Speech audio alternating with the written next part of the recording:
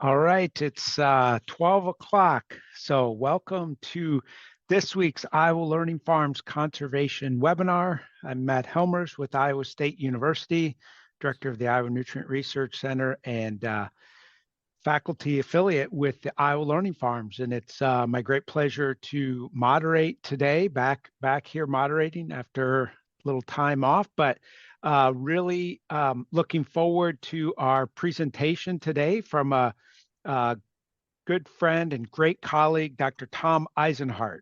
Dr. Isenhart is a professor of natural resource ecology and management at Iowa State University.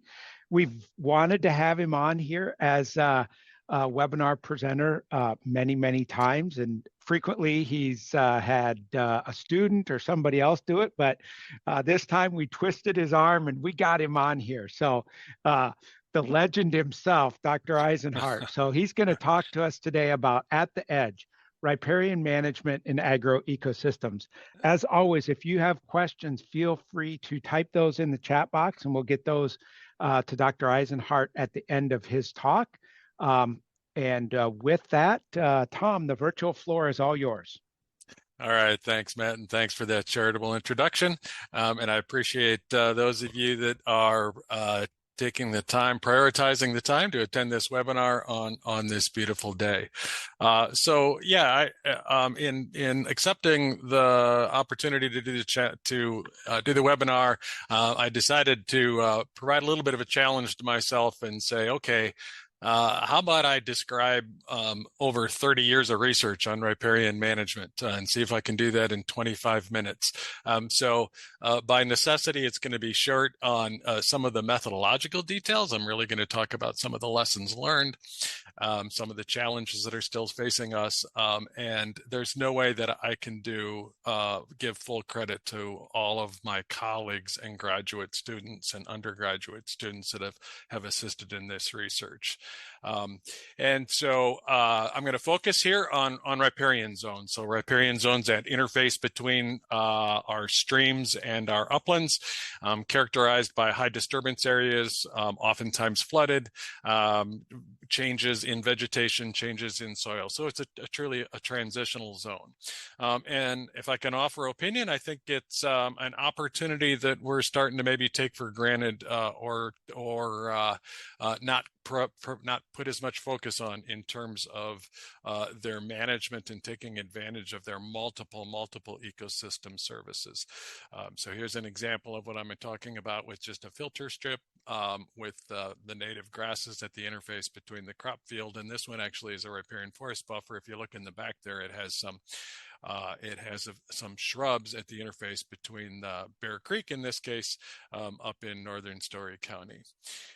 When we look at this, and I say that it's something that we're not focusing on as much, the Conservation Reserve Program changed in 1996 and added what we now know as, and is familiar to us as, the continuous sign-up or the buffer programs. That was established in 1996, or initiated in 1996, and so that provided incentives for landowners to establish some of these buffers, including filter strips, CP21, and riparian forest buffers in CP22. In 1997, there was a public-private partnership, the National Conservation Buffer Initiative, that was meant to promote the continuous sign-up and promote the establishment of streamside buffers. The goal was 2 million miles of buffers by 2002, and here you can see over on the right a magnet that I have in my office, Buffers, Common Sense Conversation, and my prized I Believe in Buffers hat, thanks to Dr. John Tyndall for finding that for me on the internet. And as we look here in this graph, we see that in the number of acres, cumulative acres in any annual year that are in the Conservation Reserve Program, and these data are from the USDA Farm Services Agency. And again, if you look in 1997, when we started the National Conservation Buffer Initiative, and the first data I have were from 2002, and we were a little over 270,000 acres. We were at a high at about 308,000 acres in 2006. Then for a myriad of reasons, contracts coming out, land and rental prices, programmatic changes, we've had a decline in the number of acres, cumulative number of acres within CP21 and CP22 since then. It's not to say we can't equate this, that the number of acres in buffers match this, because some of those were in after the contract was up. Some of them have been established through other programs or by landowners doing themselves. But the fact does remain is that we have a fewer number of acres, that cumulative acres that are enrolled in CP21 and 22, which in my mind represents an opportunity to refocus on establishing some of these and managing some of these buffers. Likewise, in the Iowa nutrient reduction strategy, or similarly, we took a look at using the Iowa DNR high resolution land cover data and looked out along streams and said, okay, well, what opportunities do we have that would be within a 35-foot wide buffer on each side of the stream to establish buffers for, in this case, nutrient removal, but also other ecosystem services. And we estimated when we did this in 2010 through 2012 that if we added a 30-foot wide buffer on each side of a stream that are not currently buffered, we would add buffers on about 45,000 miles to about 380,000 acres. So I use those couple of stats here, those couple of slides to say that there's a lot of opportunity to take advantage of these stream side buffers. And I think that we've lost a little bit of focus, and I think I'm guilty of that as well as we get to more highly engineered solutions where we want to look at saturated buffers or bioreactors or other things. That we need to remember that the buffers provide the basis for a lot of these other practices. So our research in buffers, it goes all the way back to 1990, and credit to my colleagues Dick Schultz and Dr. Joe Coletti, when we started the Bear Creek project up in northern Story County, southern Hamilton County. Ron Risdall was the initial landowner, and as the story goes, he and Dick were personal friends, and Ron was getting out of cattle and was looking for the opportunity to establish conservation. At the same time, we here at Iowa State were interested in establishing some conservation buffers, research sites and demonstration sites. And so the project started in 1990. A couple of classic sets of photos here. If you look on the left-hand side, were the pre-buffer establishment photos, and Ron charitably made full use of his riparian zone, cropped up to the edge where he could, and had cattle that he would graze within the riparian zone in other areas. After the establishment, in this case, of a multi-species buffer that included some woody species nearest the stream and some herbaceous species, native grass species at the interface between the crop field and the stream at the edge of the crop field. Here you can see the dramatic difference between 1990 and then in the fifth growing season on those pictures on the right. So you can see the dramatic difference. Those pictures are taken from the exact same location. Top two and the bottom two are taken from the exact same location. So you can see that the dramatic difference in a short period of time after buffer establishment. So because the National Conservation Buffer Initiative was in full play at the time, and they were looking for opportunities in research, and we had started the project in 1990, our Bear Creek was of some focus for the National Conservation Buffer Initiative, including a nice series of photos that the NRCS took and that are out there on the internet. And the project has been acknowledged by in several ways. Here you can see a nice rock with a plaque. It's a national research and demonstration area by USDA. We are a partner in the statewide Iowa Buffer Initiative, and US EPA has also designated the watershed as a national restoration demonstration watershed. All of that is really nice for the landowners because it really provides some acknowledgement for the efforts that they were undertaking. So since the establishment, I went back and looked, and we've had 30 master's or PhD theses and dissertation research have been conducted in some way up in the Bear Creek watershed, and a significant number of publications. So our role was to really provide the demonstration, use those for classes, use those for outreach opportunities, but also to do the research and say, how well do these things work, and how can we translate that knowledge into the conservation practice standards or in other locations around the state. And it all comes down to the perennial plant biomass. Here you can see kilograms per hectare of plant biomass on the left-hand axis, above ground and below ground, and with poplar or trees, switchgrass, native grasses, cool season grasses, mostly brome mixes, and then our row crop fields, corn and soybeans. And you can see the dramatic differences within the above and below ground vegetation, plant biomass under the perennial vegetation. This is really what drives a lot of the other ecosystem services, is the carbon inputs and the soil and the soil health advantages improvements provided by the perennial plant biomass.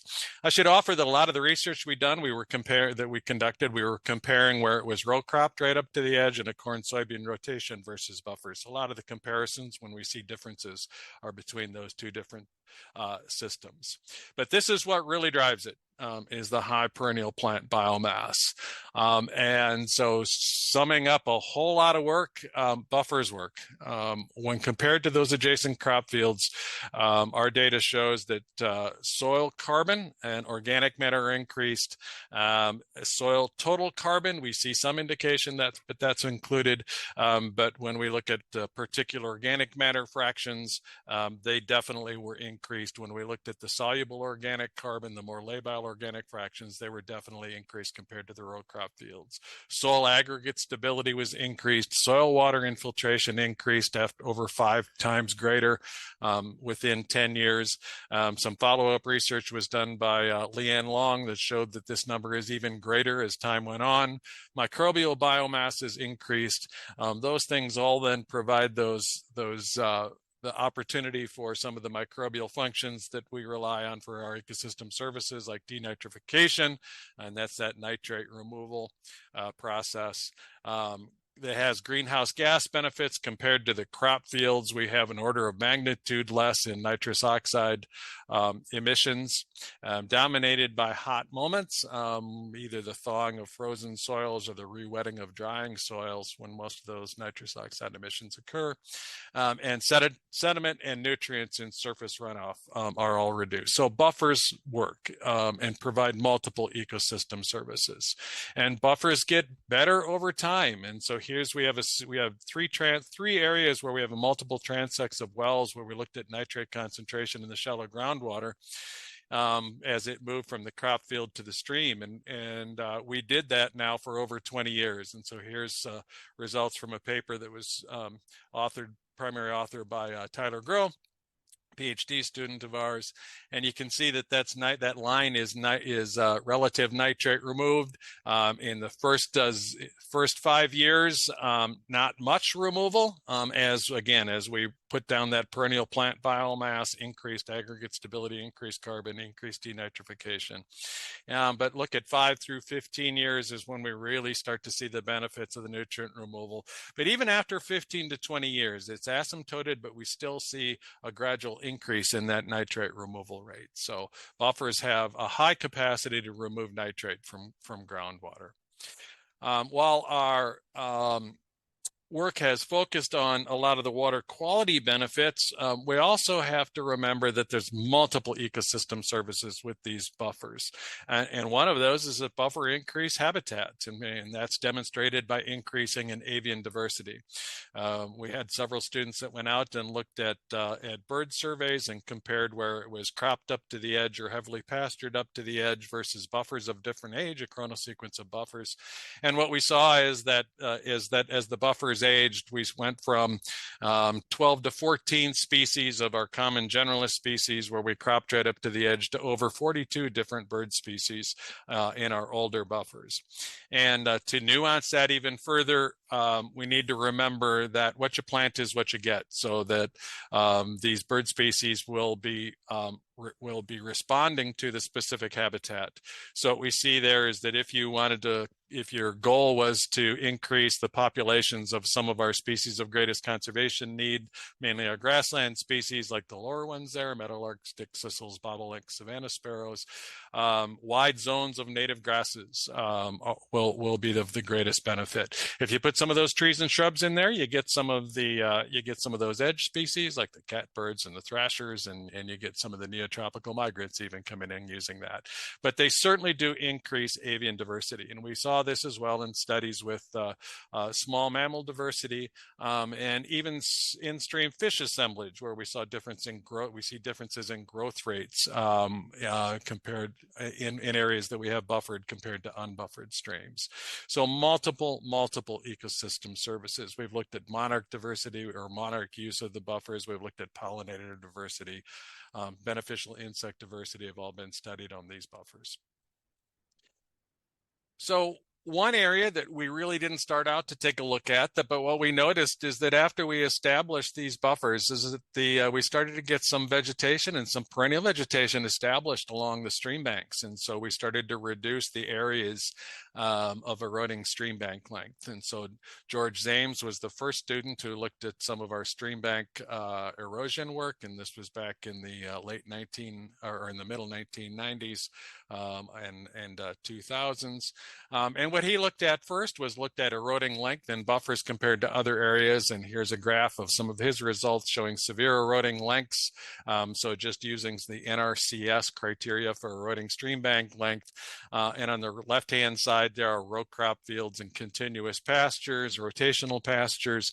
But then on the right-hand side is where we see the benefits in reduced eroding or severely eroding lengths when we start to put that perennial vegetation in there and put those buffers in there of grass filters and riparian forest buffers. Well, that was just severely eroding length. And so then we got curious and say, well, what does that mean for amount of sediment produced or sediment recession, stream bank recession rate? Well, that becomes quite a bit more of a challenge. And so I guess there's a reason in the literature why there's not much stream bank recession data, because it certainly is labor intensive. And so this is where we've had an army of undergraduate students and graduate students have done this hard work of using erosion pins. You can see some of the pins sticking out of the bank there that have orange on the end. They're just a metal rod that you stick into the bank of a known and let it emerge from the bank at a known length and then come back over a series of time and as is being done here by Morgan Davis, measuring that eroded length.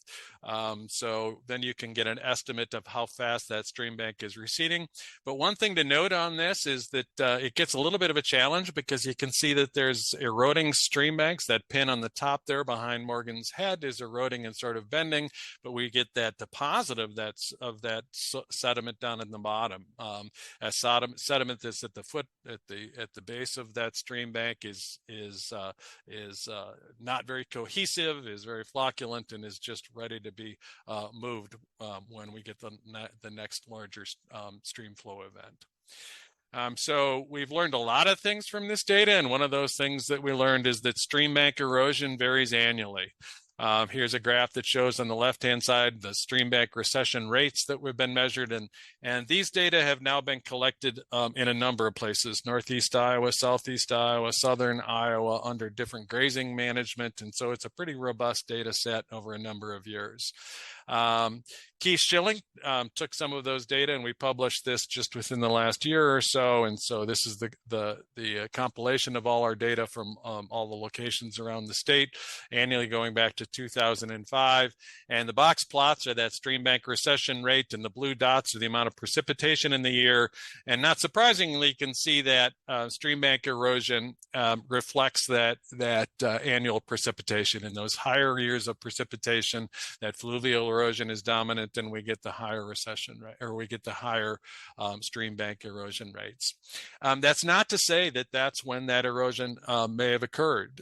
In between those, even in those dry years, we're getting those examples that I showed in the earlier picture, where we're getting that we're getting that erosion from the top parts of the bank, the subaerial processes that are depositing that sediment on the bottom of those stream banks. And then when we do get the flow, that's when we mobilize a lot of that sediment. So stream bank erosion varies annually.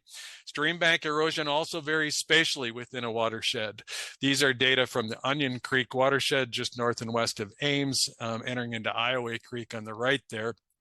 So a couple of things to quickly draw your eye to is that if you'll notice the width of the brown in the stream bank line, in the stream line, indicates the eroded sediment in mass. So the wider that brown line, the greater the erosion in that segment of the stream. The circles are the total amount of phosphorus, the basin-wide phosphorus that was lost, the total of phosphorus that was contained in that sediment that was lost throughout that stream network. And then red is the amount that's lost in that zone of the stream, in that area of the stream. So what you can see is that in the upper reaches, likely a drainage ditch where we have the trapezoidal channels pretty well vegetated, we don't generate as much of the sediment and the sediment associated phosphorus. In those middle order reaches where the streams start to downcut and meander a little bit, or start to meander more, is where we generate a lot of that sediment, and then less in the lower reaches where transport is likely the dominant process. So zooming out on stream banks to a bigger picture, Keith Schilling again took our data and worked with Calvin Walter, and we made a statewide estimate comparing phosphorus loss from stream banks, potential loss of phosphorus loss from stream banks, compared that to annual export, Riparian total export from the state. We estimated that about a third of the phosphorus that's exported to the state can be accounted for by stream bed and bank erosion. Again, highly annually variable, highly spatially variable. The challenge with all that is that this is a real vexing problem. And why is because from a bigger picture, landscape, land use changes, historic, dating back for a long period of time, alterations within the stream bank, within the stream itself, stream straightening, and other changes in hydrology within the watershed. Combine that with shifts in climate. What we have is what I'm calling these morphologically novel stream configurations. We have these streams that are throughout the state that are in an unstable condition, different channel evolution stages. And so these are these novel stream configurations, and it's a real vexing problem. Over the long term, a simplistic way to look at this is that if we want to reduce our stream bank erosion, we're going to need to reduce stream power. And about the only way we can do that is by holding some of that water on the landscape and reducing some of that stream power. And so then really quickly, while we show great losses in nitrate within our riparian zones, within the soils of the riparian zones, in many areas of the state, on the Des Moines low bioerosion surface and elsewhere, we have the tile drainage, which are draining those more poorly drained uplands, and that tile is routed through that riparian zone. And what it does is it sort of short circuits that function of the riparian zone for nitrate removal.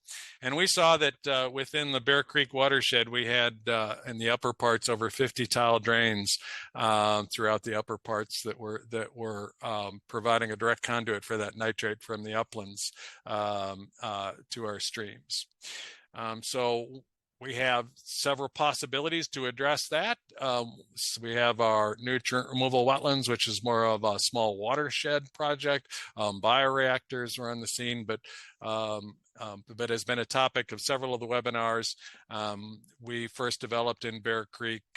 Colleague Dan Janes came up with the idea, and we first put the first ones in Bear Creek of a saturated buffer, where in this figure you can see that tile drain on the lower part of the figure, and put the control box in there, and then a distribution line of perforated tile within that buffer,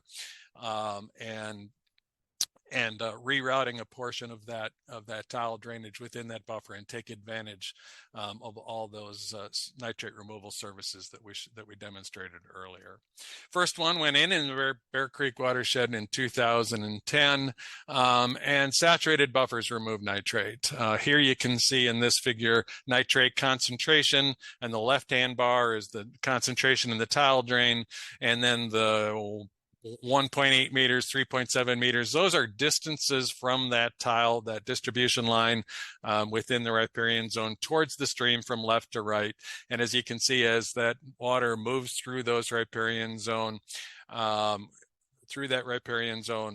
we remove a lot of that nitrate as it gets towards the stream. Iowa nutrient reduction strategy, we estimate a 50% removal of nitrate using the practice of saturated buffers, but it's important to remember that that 50% removal is of the total water that's moving in that tile drainage. Much of that exceeds the capacity of the riparian zone, is bypassed, so that 50% is mostly that's bypassed. All the water that gets within the riparian zone, that is infiltrated in the riparian zone, almost all of that nitrate is removed. So then really quickly summarizing a whole bunch of research, recent and ongoing research, saturated buffers, lessons learned. We do estimate that denitrification there is the main loss process. We can document rates that account for just about all of the nitrate lost within these riparian zones. The perennial vegetation, again, is what is really, really important. We see much higher loss rates in saturated buffers that are established within an existing riparian buffer versus those where it's established in a crop field and then the buffer planted on top of that. Although we do see that perennial vegetation is pretty efficient over just a short number of years of providing sufficient labile carbon, easily usable carbon by those bacteria to satiate the process, the denitrification. So we see rapidly increasing nitrate loss rates, okay, similar to what we saw in the wells within the riparian zone. 30 feet wide, which is called for in the conservation practice standard, is sufficient in most cases under most soils for nitrate removal. Saturated buffers do not decrease stream bank stability. We're not trading a water quality problem for an air quality problem. We've looked at some of the greenhouse gas emissions and have done the mass balance from the emitted from the soils, emitted from the tile, emitted from the shallow groundwater within the buffer. And the mass balance shows that we're not trading a water quality problem for an air quality problem. And a topic that's been discussed and deserves further discussion is that I think it's important to remember that our objective in establishing these saturated buffers should be massive N removal and not percent of pipe full flow or drainage capacity, that it should be massive N removal. So where we headed with some of this, we're looking at innovative designs for some of these saturated buffers. We're looking at dual distribution lines, looking at rock around the outlet within the trench, and then we're looking at saturated waterways and saturated prairie strips. The saturated waterway early results show that they seem to be pretty efficient in removing a lot of water, but our N is 1. We have one that we've had out for 1 year and a second one that's been established that we're just starting to collect some data on. Saturated prairie strips seem to be likely it's going to be a hot spot for nitrate removal, denitrification within the landscape. Challenge we're finding, because they're in a higher landscape position, is to engineer these so that we can get the water from the tile drains within these prairie strips, but it still remains a potential area. So with that, I'm just going to take the opportunity to remind myself of the importance of these riparian zones, these streamside zones. In my mind, they're sort of the best opportunity. I'll go there, or some of the low-hanging fruit. When I go out and I'm visiting a landowner looking for saturated buffer establishment or areas, first thing I'm looking for as I'm driving around is I'm looking for how big of a buffer do we have? Are our streams buffered? How wide is it? What's its configuration? And that I think we need to return the focus and the emphasis, and that's a lot of opportunity for nutrient removal and other ecosystem services. So with that, Matt, I'll turn it back over to you.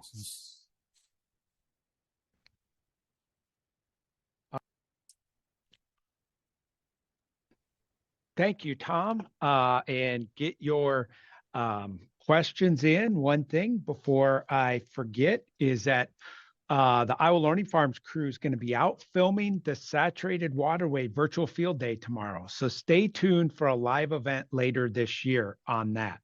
Okay, the slides at the end here, Tom, I can go through those.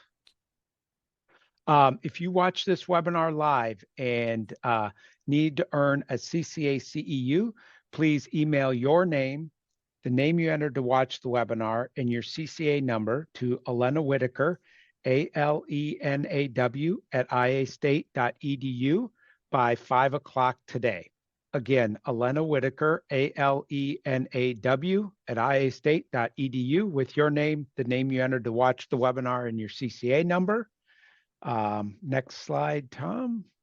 If you watch this webinar live and are willing to fill out a voluntary demographic survey, we would greatly appreciate it. Only one survey response is needed for all 2024 webinars. So if you have done that, thank you very much. And if you're willing to do that, we would greatly appreciate it. You can scan that QR code if I delay long enough for folks to get their QR code reader out, or you can go to iowalearningfarms.org/survey and plug the webinar for next week is Gabby Myers is going to be talking about her PhD work on assessing the impact of perennial ground cover and interseeded annual cover crops on corn yield and drainage water quality. Many of you have probably seen Raj Raman or the virtual field day with Raj and Dan Anderson talk about the perennial ground cover, but Gabrielle Myers is going to talk in a little more detail on the water quality side of things. Okay, Tom, we got some questions here. Okay, first one is many of the folks on, it says, many of us initially seeded our buffers to smooth grown grass, which is a shallow rooted non-native grass. How much more additional ecosystem services would we gain with native grasses and forbs rather than that smooth brome? Okay, that's an excellent question, and I guess it depends on what your objectives are. If you're looking at reducing transport of sediment and sediment-associated phosphorus from the crop field to the stream, our data has shown that the stiff stem native grasses are better than the smooth brome, which seems to get overwhelmed and lays down during the higher flows. So there would be benefits there. Wildlife, you would see better habitat benefits. You see that there. We do not see any differences in carbon. Well, we do see increase in microbial biomass at deeper levels and denitrification potential. Interestingly, we do not see differences in denitrification or nitrate loss rates within a saturated buffer, whether it's cool season grasses or native grasses, because either of them are going to provide enough carbon to fuel that process. So that's a process specific questions. But if I can offer an opinion, I think there's a lot of aesthetic and wildlife reasons and ecosystem services reasons to go with the natives. Okay. All right. The next one is, what are the implications for riparian buffers with deep channel incision in many of our streams and rivers? Yeah, that can be a a real challenge. If we're deeply incised and that stream is down cutting and incising, it's going to go through that channel evolution and widen eventually. That's going to happen. And so the buffer or any buffer is probably not going to be all that effective in stopping that. That's a process that's going to happen. What a buffer will do in this case, as you move it back, is that it allows the area for it to do it. And not directly impact our crop fields. It will slow the process down, but if a stream is actively down cutting and in that channel evolution stage where it's going to widen, that is going to happen. Okay, next one. How can folks deal with weed or plant control between their buffer vegetation and their cash crop? Between the buffer vegetation at that edge. Yeah, I think maybe some of it is wondering if there's a weed issue extending out into the crop field or yeah, even into the buffer too, I guess, either way. Yeah. So at the edge of the buffer, if you're using the perennial vegetation, or if you're using the native vegetation, that's not going to be very robust in moving into the crop field with the annual tillage and herbicide usage. What we might see, and I'm thinking what we might be thinking about here, is that because that's that depositional zone along that stream edge, or excuse me, along that buffer edge, you do get a lot of weedy species that come in there. I always like to say is that when we put in other conservation practices like a terrace or a waterway, it's our expectation at the start that we do some maintenance on them periodically, and that we should expect that as well on these stream side buffers. And so one of the ways to do that is if you get that sediment buildup along the stream, or excuse me, along that edge, and the establishment of those weedy vegetation is just to rework that. And you're also going to reduce then some of that concentrated flow buildup there as well. But maintenance is going to be required on these systems. Great. Any thoughts on the best process to help landowners install a pollinator-friendly saturated buffer? Yeah, so we've done some work on that, and they're a great opportunity to do that.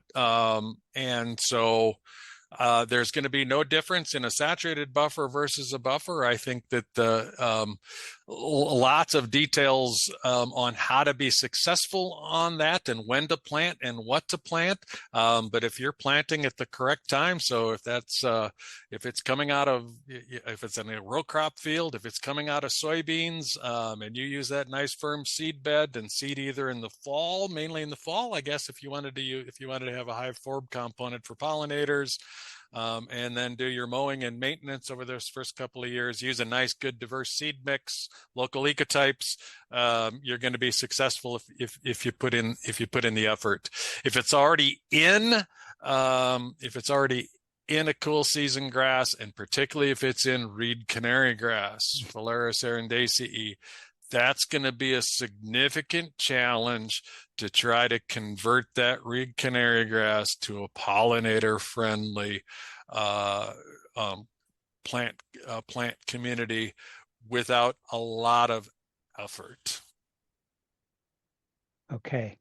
You had to get in there about the challenges of reed canary grass, right? Yeah. Yes. Yeah. Okay. All right. Next one. Has there been an analysis of ecosystem benefits associated with a buffer style or a Minnesota style buffer law in Iowa? No, not that I'm aware of. Yeah, no, not that I am aware of. Yeah. Okay. So, somebody said here, thanks for all your work in this area. And looking back and looking forward, what did we miss and what challenges do we need to wrap our arms around regarding increasing precipitation and intensity?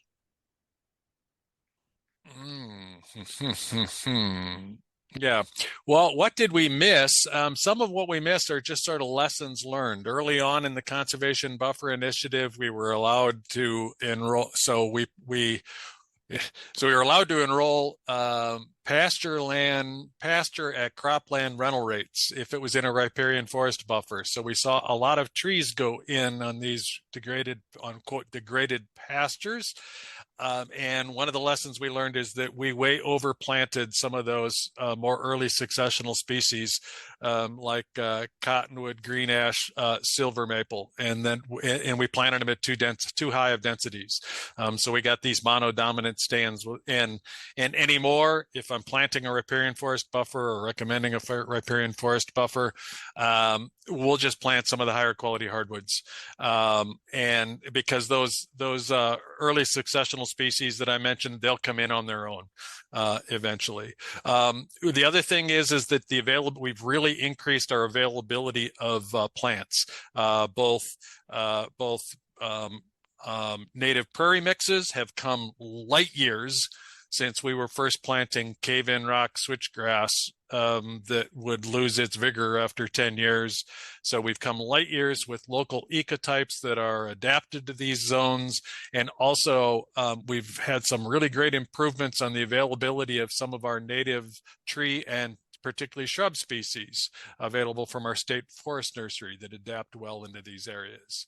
So that was the first part of the question. Matt, what was the second part of that? What was the set? Oh, on increasing precipitation and intensity. How do we wrap our arms around that a little bit? Yeah, that's right. So that's going to be a significant challenge, and that's that morphologically novel stream systems, to use convoluted terms, to say that our streams are trying to adapt and by necessity will adapt to changes in flow. And so if I can sort of put on a personal opinion hat, is that one of the things we could do and should do maybe is just if we know what that final configuration of the stream is going to look like in terms of its meanders and meander wavelength, that we just get outside it, plant perennial vegetation, native vegetation, get all the other ecosystem services that we're going to get from that, and let the stream do what it's going to do. Okay. Oh, for farmers and landowners who might be hesitant to establish a buffer, do you see opportunities for harvestable buffers or incorporating agroforestry practices into some of those areas? Yeah, that was a big focus when we went through the National Conservation Buffer Initiative, and we worked quite a bit with the folks down at the Missouri Agroforestry Center and the USDA National Agroforestry Center in Lincoln, Nebraska. There are opportunities. Of course, I need to say that not within the contract of a conservation reserve program contract, but outside of that, there are some opportunities. The challenge that has always been found has always been the historic challenge with these agroforestry opportunities are markets. Okay. And so if there are markets or niche markets, there are opportunities for these areas for agroforestry. Okay. Next one, have any wildlife counts collected concerning corridor movement in the buffer? Maybe have there been any wildlife counts done concerning corridor movement in the buffers? No, that's a good question. Because these things will provide, they will provide corridors. So I'm only going to go anecdotally. No, we have not done that. All of our data and all of the research that I'm aware of, at least locally, are looking at wildlife use. Some are looking at reproduction, but mainly just wildlife use.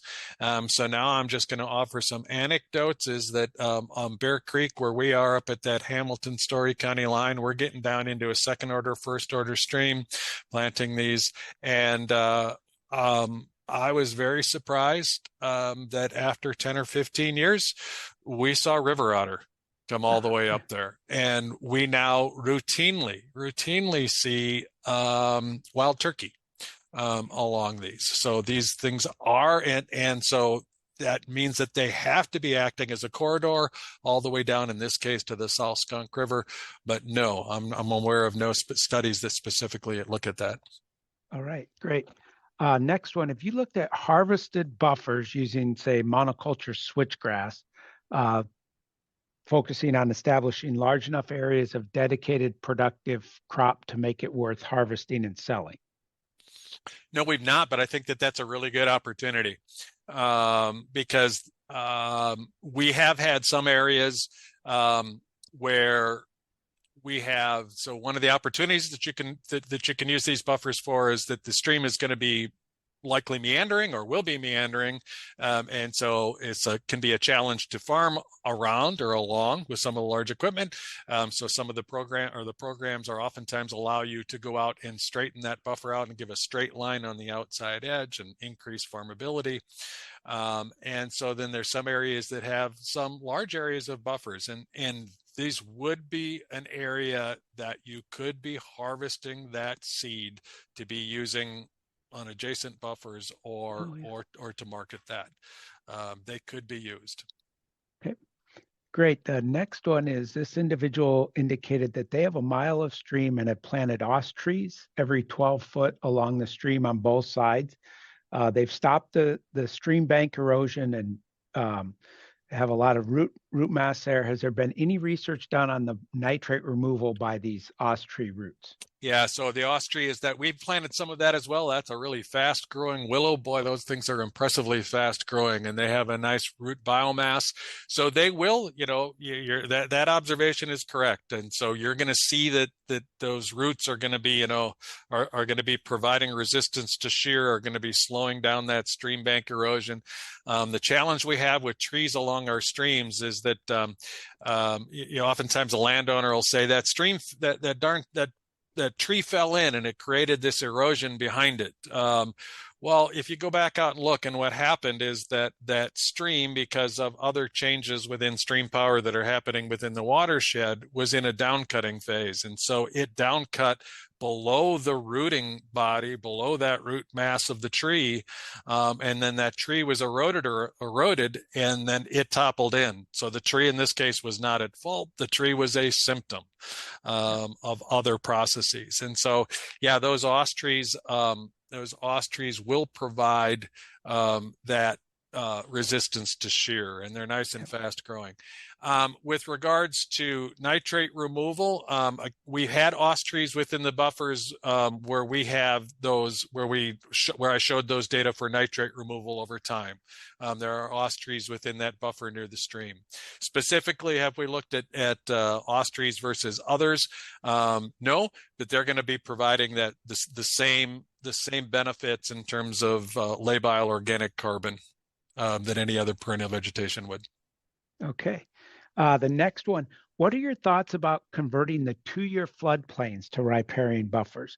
Are buffer strips too limiting? Maybe we should be thinking bigger. Yeah, no, I think that we need to use I think we need to avoid the term of using a buffer strip, because buffer strip implies that it's a linear feature that's a set distance away from the stream, and oftentimes our cost share programs are based on that sort of notion as well. I think we need to tailor them to the landscape, and I think that where we have areas of concentrated flow, we need to bring in other practices to address that. In areas where we have a wider floodplain, I think that it'd be great if we could put that to perennial. There would certainly be a lot of ecosystem services, water quality and other ecosystem services, if we could do that, establish that to buffers. So yeah, I think that we need to be site specific and landscape specific in the establishment of these, and call them and get away from the use of the term just strips. Yeah, and I think about, the last 4 years, we maybe haven't thought as much about those 2-year floodplains with how dry it is, but we're seeing a lot of those inundated this year. Right, so we are this year. Good time to think about what we do in those areas and into the future that might be able to provide a lot of ecosystem service benefits, water quality benefits, as well as other items. Still time for a question or two if somebody has a burning question. I'll just highlight again, next week, Gabby Myers is going to be talking about the perennial ground cover project and the water quality aspects associated with that. If you're on today and need a CCA CEU, please email Alena Whitaker, ALENAW at iastate.edu by 5 o'clock today with your name, the name you entered to watch the webinar, and your CCA number. Here we go. Okay. This one might be more appropriate for Adam Janke if he was on here, but we'll ask Tom this. Have you seen studies looking at bird benefits in the neighboring cash crop? For example, any attacking pests? No, I've not seen any studies on that, but I think that would be really nice. I think that would be a great study.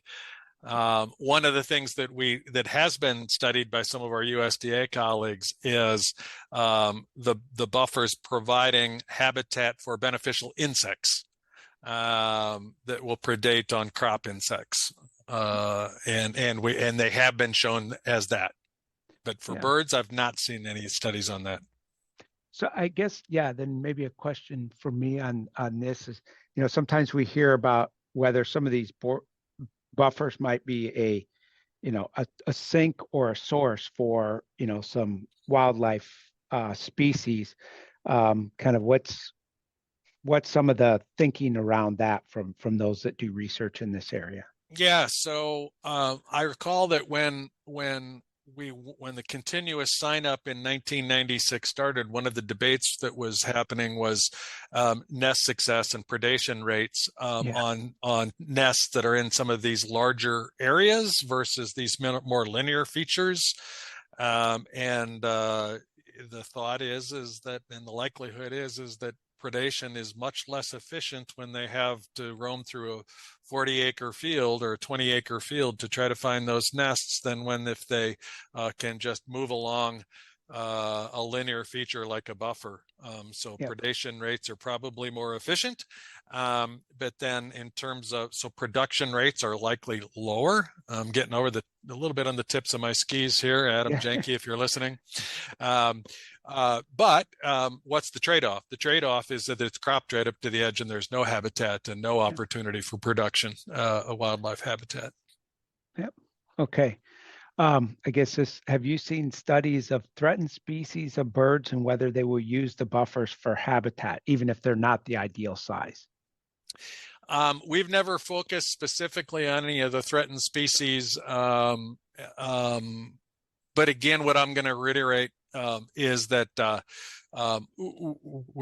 buffers provide great wildlife habitat. Buffers can provide great avian habitat, but we need to be more specific than that and say, what are your objectives? Are your objectives some of those more threatened species, some of more of our grassland obligate species of greatest conservation need? Then you want to think about planting a buffer that's really wide, that has all sorts of native grass mixes in it, maybe even tailor some of those grass mixes, reduce or eliminate altogether the establishment of woody vegetation that are going to be providing potential sites for raptors and raptor predation. So you need to be very intentional in what you're planting for your wildlife outcomes. Okay. All right, Tom, thank you very much for an excellent webinar. It was great to kind of see thinking about this over many decades there, and I think the impact of this work is certainly huge to say the very least. So, with that, I'll give you the last word if you have any parting comments. Yes, thanks. I appreciate that, and welcome any future discussion. And again, I'm just going to thank everybody that's on here that you're making the choice to do this rather than being outside on a beautiful day. So thank you very much.